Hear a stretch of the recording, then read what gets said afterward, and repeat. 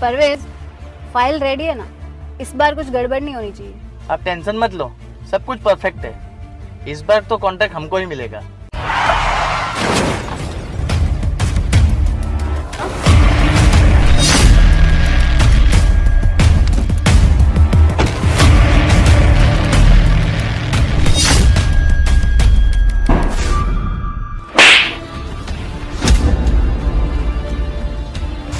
अंधा है क्या? तुझे दिखाई नहीं देता? इतनी बड़ी गाड़ी खड़ी है यहाँ पे, पूरे रोड पे कहीं जगह नहीं मिली जो यहाँ पे आके ठोक दी तूने? अरे मैम साहब, हमारा ध्यान नहीं था, हमसे गलती हो गई। वो क्या है ना, हम थोड़ा जल्दबाजी में थे। ध्यान नहीं था तो ध्यान रखना चाहिए था। इतनी महंगी गाड़ी है, इतना नुकसान कर दिया, अब पैसे कौन देगा? तेरा बाप?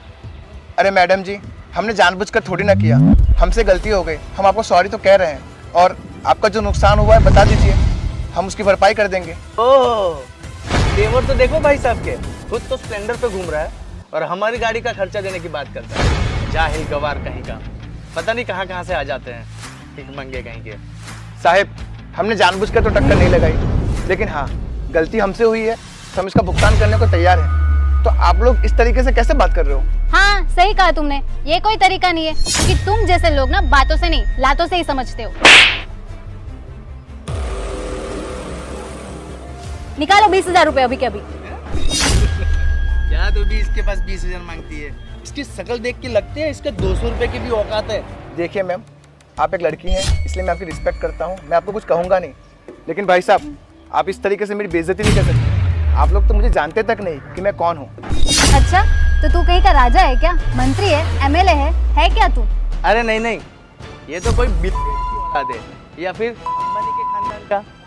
देख रही हो, आज स्प्लेंडर चलाने वालों की इतनी औकात बढ़ गई है कि हमसे बहस कर रहे हैं। ये देसी लोग मुंह उठा के चले तो आते हैं, पर इन लोगों को बिल्कुल तमीज नहीं है कि बड़े लोग से कैसे बात करना चाहिए। परवेज, देख रहे हो, ये फटीचर आज का आईफोन लेके घूम रहा है, और सोने की अंगूठी भी। लगता है पक्का अपने गांव की जमीन बेच के ही लाया है। अरे नहीं नहीं, इसने पक्का चोरी किया होगा। तुम्हें पता भी है, हम लोग रावल ग्रुप ऑफ इंडस्ट्रीज में इंटरव्यू देने जा रहे हैं, और वहाँ पे हमारी सैलरी 2 लाख रुपए। उतने में तो तुम्हारी ये 2-3 बाइक आ जाएगी। 2 लाख रुपए कभी तूने सुने हैं? क्योंकि देखने की तो तेरी औकात नहीं है। साला।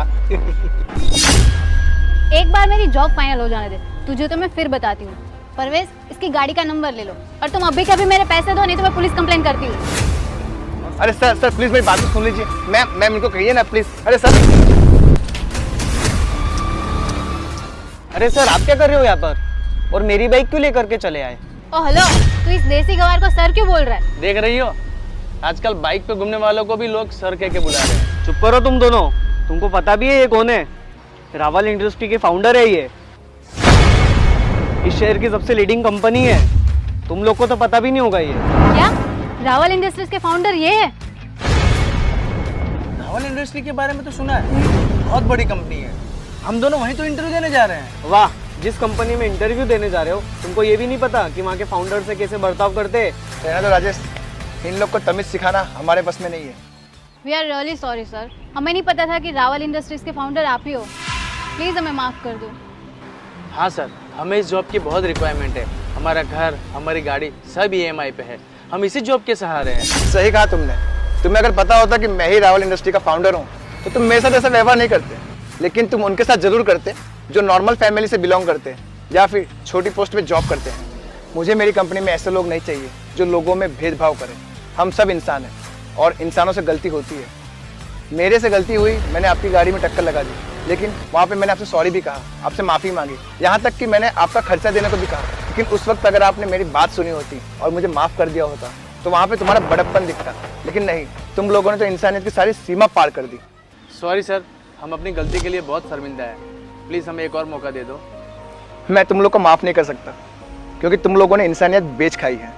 और वो कहते हैं ना, जो भी होता है अच्छे के लिए होता है। अगर गलती से आज तुम्हारी गाड़ी को टक्कर नहीं लगती तो और तुम लोग मेरे से दुर्व्यवहार नहीं करते, तो मुझे कैसे पता चलता कि मेरी कंपनी में इंटरव्यू देने आने वाले लोग कैसे हैं और उनका बर्ताव कैसा है। और जो भी हुआ अच्छा हुआ। अब तुम दोनों को इंटरव्यू देने आने के लिए ऑफिस तक कोई जरूरत नहीं है।